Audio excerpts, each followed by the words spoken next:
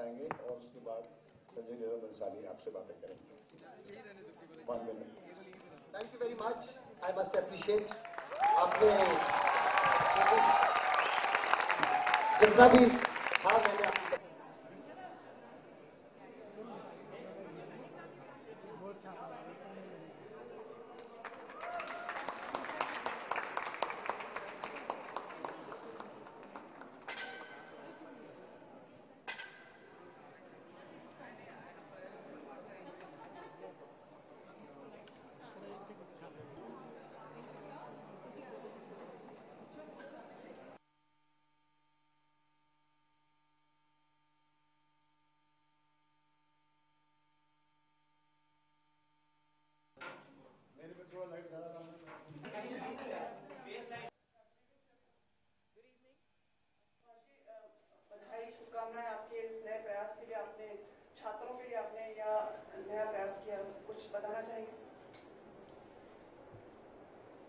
हमने आज whistling woods में एक कल्चरल हब का शुरुआत की है जिसका नाम है फिफ्थ वेदा। फिफ्थ वेदा जो नाम रखा है हमने, वो हमारे 4 वेदों के बाद एक 5वां वेदा आता है जिसे हम नाट्य शास्त्र कहते हैं, जिसके अंतर्गत नृत्य, संगीत, ड्रामा, स्पीच, पेंटिंग्स और सभी किस्म की कलाएं जो हैं उसमें उभारी जाती हैं। तो हमने ये जो अभियान चलाया है कि हमारे स्टूडेंट्स जो विस्लिंग वुड्स के पढ़ें तो उनमें ये आर्टिस्टिक टेम्परामेंट और आर्टिस्टिक टेस्ट भी बढ़ना चाहिए। खाली किताबों से या नॉलेज से ही सब कुछ नहीं होगा, हमें उन्हें एक अच्छा आर्टिस्ट भी बनाना है। भले वो कैमरामैन हो, साउंड रिकॉर्डिस्ट हो, इंजीनियर हो, आर्किटेक्चर हो, डॉक्टर हो, एक आर्टिस्टिक टेम्परामेंट उसमें बढ़ना चाहिए। और that is how he is going to be a winner and excel in his art, technique और whatever the form he is going to do that. So इस अवसर पर हमने उचित समझा कि क्यों ना एक ऐसे आर्टिस्ट को रिक्वेस्ट किया जाए जो कि इन कलाओं को एक वाकई पूजा समझती हैं और उनकी वर्शिप करती हैं, और वो है हमारी कला की बेटी विद्या बालन, मैं ये कहूँगा। और विद्या जी जो आई हैं, मैं बहुत आभारी हूँ और हमारे स्टूडेंट्स बहुत एक्साइटेड हैं कि ये शुरुआत आपके हाथों से हुई कि फिफ्थ वेदा की, क्योंकि फिफ्थ वेदा एक प्योर आर्ट की बात है जिसमें कि हमारी जितनी भी संस्कृति कलाएं हैं, क्लासिकल म्यूजिक है, क्लासिकल ड्रामा है, क्लासिकल पेंटिंग्स हैं, वो सब का उभार आज से शुरू होगा। ये प्रोग्राम हर वीक चलेगा और हर वीक में कोई ना कोई बड़े आर्टिस्ट आएंगे जो कि हमारे स्टूडेंट्स उनके साथ पार्टिसिपेट करेंगे और आपस में एक दूसरे से डायलॉग और वार्तालाप भी करेंगे और समझने की कोशिश करेंगे। तो आई थिंक एक बड़ा एंटरटेनिंग भी रहेगा उनके लिए, और एक जो आज हम लोग क्लासिकल म्यूजिक खो चुके हैं या क्लासिकल बातें खो चुके हैं, स्टोरी टेलिंग खो चुके हैं, वो आहिस्ता आहिस्ता हम लोग वापस लाने की कोशिश कर रहे हैं। और मुझे खुशी है कि आज संजय लीला बंसाली भी आए हैं अपनी मास्टर क्लास लेने के लिए रामलीला की फिल्म लेकर, और यूथ शाह जी हैं हमारे डायरेक्टर आए हैं, सुखविंदर जी आए हैं, इसलिए उन्होंने एक बहुत अच्छा आपके सामने गाना गाया। और अब तो विजय जी से मैं बात कहूँगा कि आपका एक्सपीरियंस इस फिफ्थ वेदा के बारे में क्या रहा? एक्चुअली जब मेघना जो सुभाष जी की बेटी हैं, उन्होंने मुझे एक कॉल किया और कहा कि हम चाहते हैं कि आप फिफ्थ वेदा इनॉग्यूरेट करें, तो मैं थोड़ी सी इंट्रिग्ड थी कि ये फिफ्थ वेदा है क्या। फिर हमारी बात हुई और उन्होंने मुझे समझाया कि ये एक कल्चरल हब है जहां हम स्टूडेंट्स को कल्चर के हर पहलू से, म्यूज़िक से, डांस से, अलग अलग प्रांतों के कल्चर से एक तरह से वाकिफ़ कराएंगे। तो ये मुझे बहुत अच्छा लगा, because as film students particularly और एज आर्टिस्ट ये बहुत ज़रूरी है कि हम कल्चर से वाकिफ़ हों, उसको समझें, क्योंकि that enriches our work. Art, after all, is in a sense an interpretation of culture. Of course, it is personality, its beliefs, its thoughts, but it's also an interpretation of culture and your cultural experiences. तो जैसे college में मैं Xavier's में पढ़ी हूँ, हमारे यहाँ एक इंडियन म्यूज़िक ग्रुप IMG होता है, जहाँ पे कॉन्सर्ट्स रेगुलरली होते हैं, हर महीने होते हैं, फिर साल में एक बड़ा प्रोग्राम होता है. तो क्लासिकल म्यूज़िक से अब मैं कर्नाटिक म्यूज़िक से वाकिफ़ थी बिकॉज मैं साउथ से हूँ, मतलब I was born and brought up in Bombay, पर I been brought up on Carnatic music. पर हिंदुस्तानी म्यूज़िक को मैं समझने लगी, अप्रिशिएट करने लगी थ्रू IMG.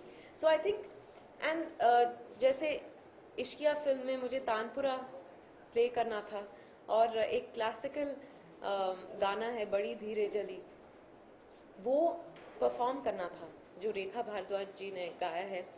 और because I was exposed to Hindustani music, because I appreciated that, I enjoyed performing that. और एक personalize आप तभी कर पाते हैं. Of course, it's not possible to have all experiences all at once, but at least यहाँ वो exposure मिलता है students को, which I think is very important. विद्या, आजकल हम देखते हैं समारोह में या अवार्ड फंक्शन उसके रेड कार्पेट पे दिवाली नहीं मनती, जब आप आती हैं तभी त्योहार बनता है. हाय हाय हाय. तो Thank you. दिवाली सारे त्योहार आपने भी वैराग्य तो नहीं लिए? क्योंकि ये बाहरी शक्ति ही नहीं, एक्सटर्नल ब्यूटी नहीं, इनकी इंटरनल ब्यूटी से भी जुड़ी हैं विद्या बालन. इसीलिए जब भी कोई ऐसा शुभ या कल्चर प्रोग्राम होता है तो विद्या जी को बुलाते हैं. जी कि विद्या जी के बारे में सब जानते हैं कि ये संस्कृति से बहुत जुड़ी हुई है, इसीलिए ये आती भी हैं, ताकि जब भी हमें मुस्लिम में कभी भी हम बुलाते हैं तो पहले ही आती है कि ये विद्यादान है इसी, और इसमें लोगों को, बच्चों को बड़ा करना और उनको सही तरीके से आर्टिस्टिक टेस्ट डेवलप करना, ये हमारा कर्तव्य है, ये हम लोग समझते हैं इसी.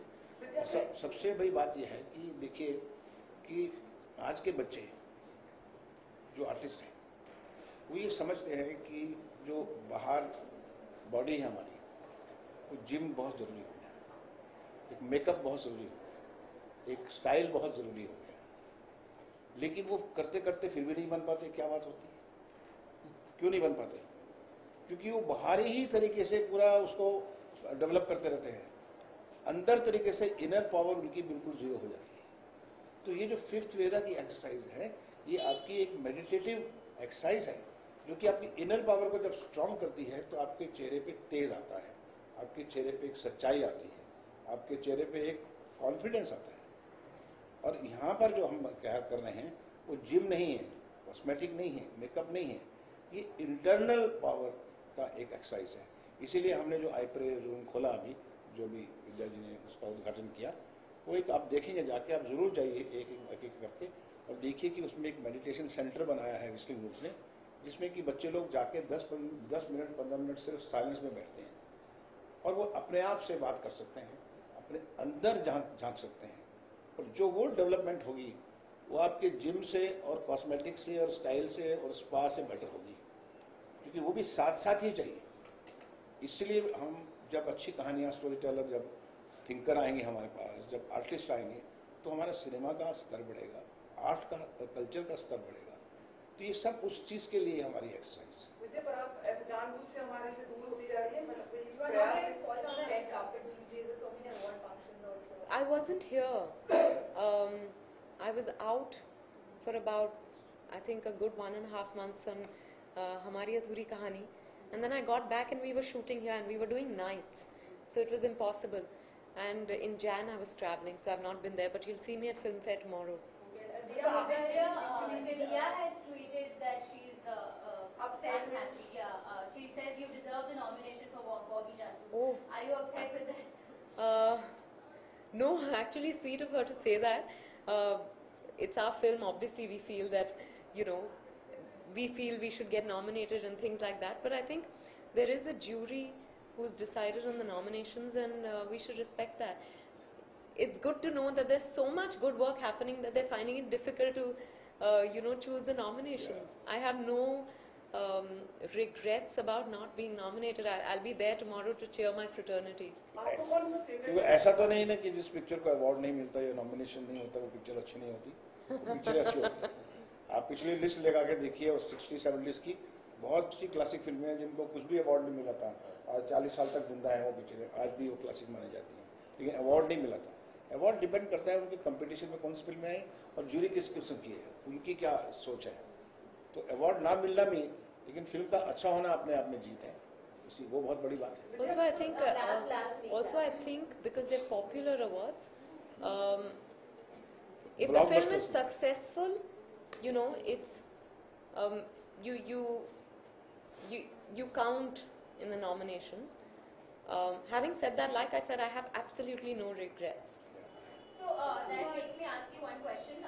How much do you trust in awards? How much faith do you have? Because there are many actors who are not going for awards this year. No, Kangana has- I have been the recipient of many awards, and I believe in them because all I've done is done my best on films, and awards are a form of appreciation from the fraternity, from audiences, and I respect that. People have all sorts of conceptions and misconceptions about awards. To each his own. विदेश साल आपको सबसे किसका काम अच्छा लगा, क्योंकि आप एक अभिनेत्री हैं, तो जब I loved Kangana in Queen. I absolutely loved Kangana in Queen. जब फिल्म रिलीज हुई तो मैं नहीं देख पाई थी. I saw it on a flight recently and she was. अच्छा विद्या, एक चीज ये थी कि सुभाष जी के यहाँ पे आई हैं, बाकी तो हम लोग बुलाते हैं पाएंगे, तो मैं कह रहा था कि अब थोड़ा खेल क्रिकेट वर्ल्ड कप आ रहा है, हम सभी शायद कोई ना कोई चाहता होगा कि आप इंडियन क्रिकेट टीम के लिए क्या कहना चाहेंगी, क्योंकि वर्ल्ड कप शुरू हो रहा है, क्रिकेट वर्ल्ड क्रिकेट भी फले, पॉलिटिक्स भी फले, मेडिसिन भी फले, इंडो पाकिस्तान भी फले, सब चीजें फले, ये आशा है। Thank you very much. चलो अभी डाइवर्ट कर दिया ना topic boss. I'm honestly not a cricket fan. जब इंडिया पाकिस्तान मैचेस होते हैं तो मैं जरूर देखती हूँ. Otherwise not really.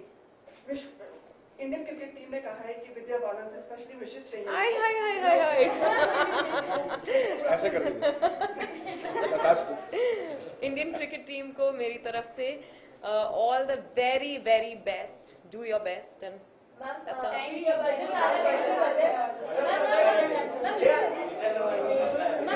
आपने ट्रेन लोकल ट्रेन में मैंने सुना है कि आपने ट्रैवल किया है, तो अभी मुझे बताया कि अभी रेलवे बजट आ रहा है, मुंबई की जो पब्लिक है बहुत ही पिसती है ट्रेन में, तो बजट के लिए आप आम लोग हैं, उनके लिए आप क्या कहेंगे कि बजट में लोकल ट्रेन के लिए क्या फैसिलिटीज आनी चाहिए? पर्सनली आपने बताया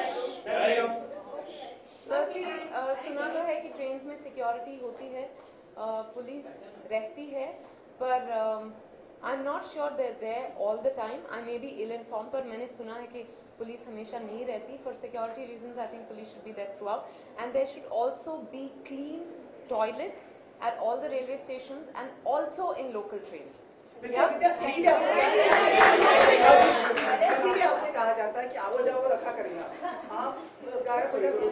आओ हमारे साथ